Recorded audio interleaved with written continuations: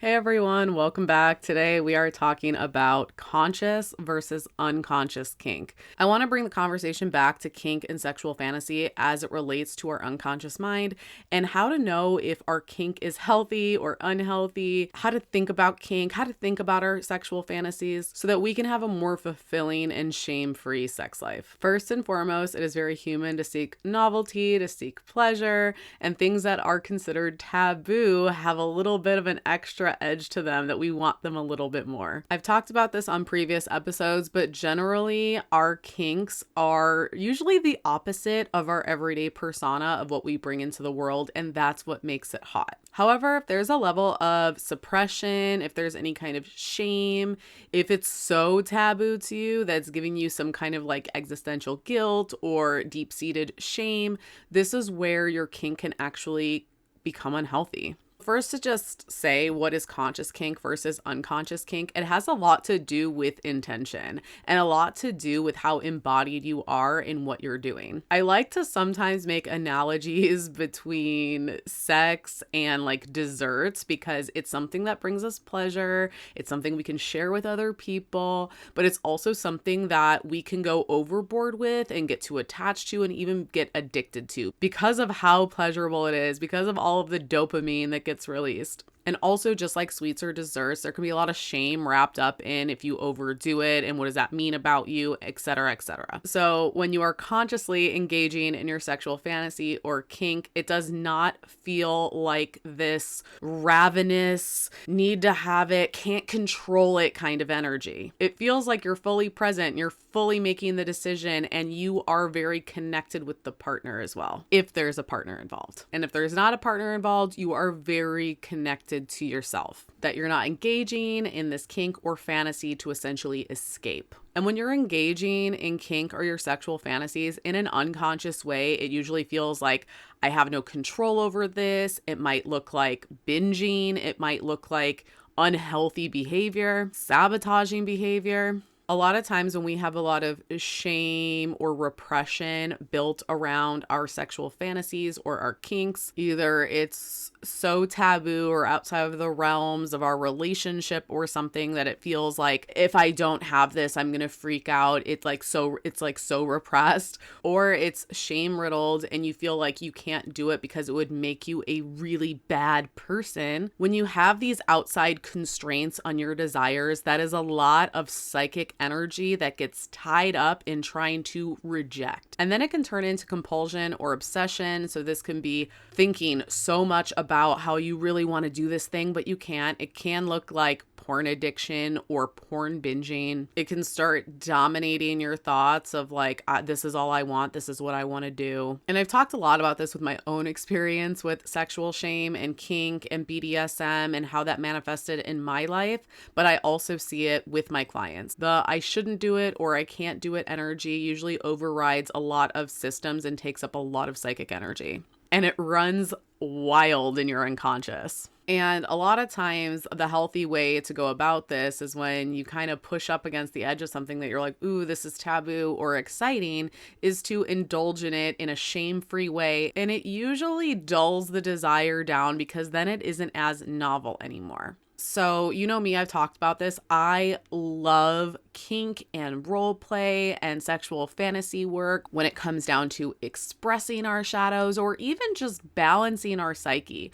For example, if there is a role we are playing in our life that our energy is either being very dominant or very caretaking, it might be very healing or beneficial or like hot to play out that opposite energy in the bedroom. So you're in charge all the time, you're the boss all the time, you're always calling the shots and making sure everything's under control. Then giving up control can be very, very hot, very balancing for your psyche and just super enjoyable. Now, I also want to say, I do feel like there's two camps when it comes to kink. There's probably more than two, but these are the main ones that are coming off the top of my head right now. There are some people that indulge in kink and fantasy play in this fluid way, depending on what's going on in their life. They can easily step in or out of kink or get a little extra spicy with their partner and then go back to vanilla sex. And it's not something that they need to partake in all the time.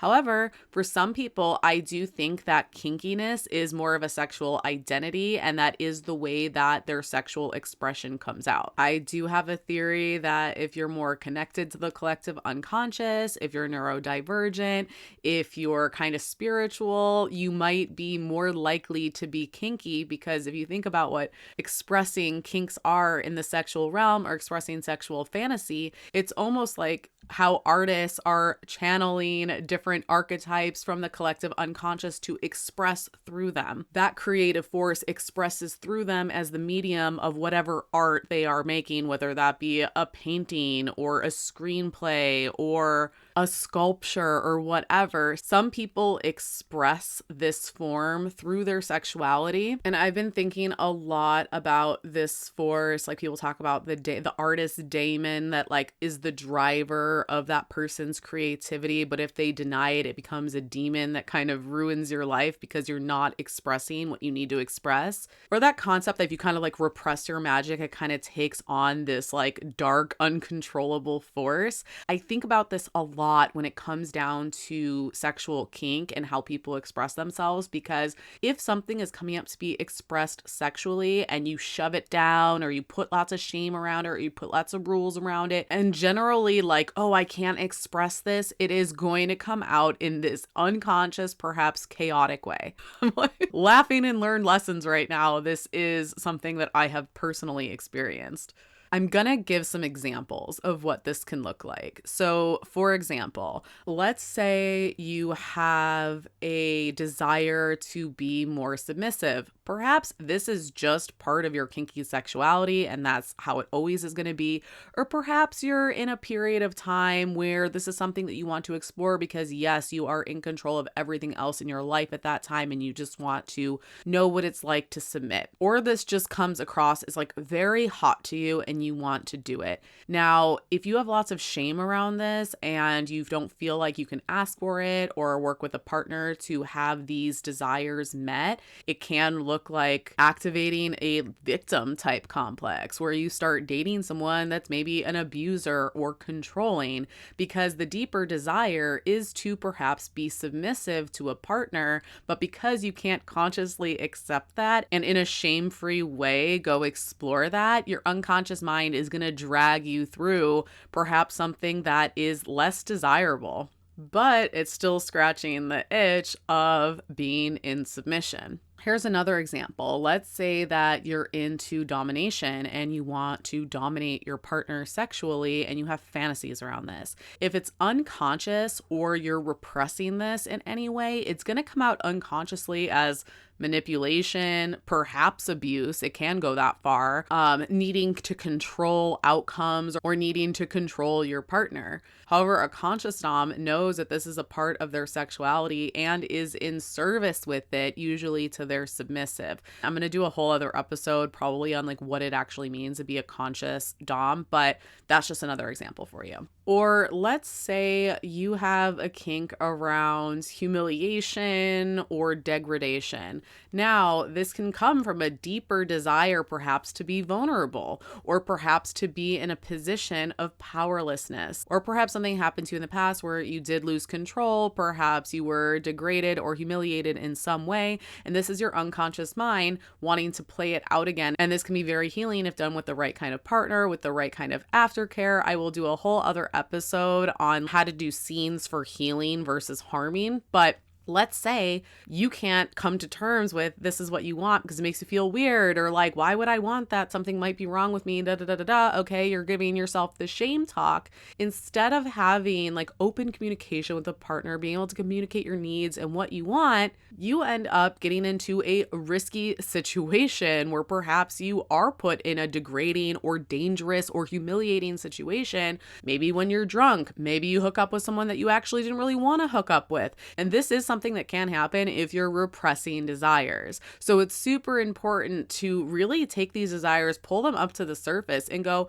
how can I play these out in a way that's empowering to me? You use another example. Let's say someone is in a monogamous relationship and it's so taboo to be with somebody else because you're in this monogamous relationship. So someone that's unconscious will just go out and cheat. they'll go out and break the commitment of their relationship just to fulfill this kink. And then they'll feel terrible. They'll be in a shame spiral. They're afraid they're going to get caught. There's this whole mess of other emotions that comes with it. When if it was a conscious kink, it could have been some kind of role play. Maybe you could have worked out a don't ask, don't tell type of open relationship with your partner. You could have perhaps worked out a scene with your partner to kind of scratch this itch. But because it was so taboo, you couldn't bring it to the surface. You told yourself, oh, they would never be into it. Oh, I can't say anything. Oh my God, I can't believe that I like this. And then you completely lost control and ended up cheating. And you're going to see that the theme here of unconscious kink is having no control. Bringing it back to the dessert analogy, it's like,